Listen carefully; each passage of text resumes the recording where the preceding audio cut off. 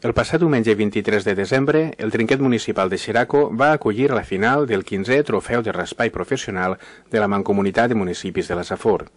A les 10:30 del matí van començar els juvenils, Nalda i Néstor contra Néstor i Roberto. A continuació van disputar la final els professionals, Molto i Alberto contra Ricard, Sánchez i Miravalles, amb el resultat de 25-10, triomf per al trio.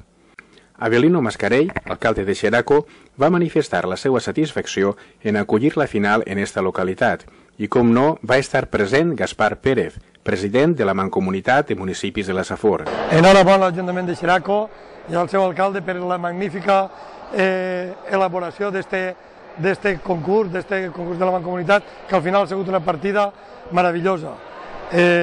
Jo crec que s'ha jugat molt i per almenys la promoció de la pilota és el que vol la Mancomunitat i és el que així en esta escola de Xeraco està traient i a més està fent tot molt bé.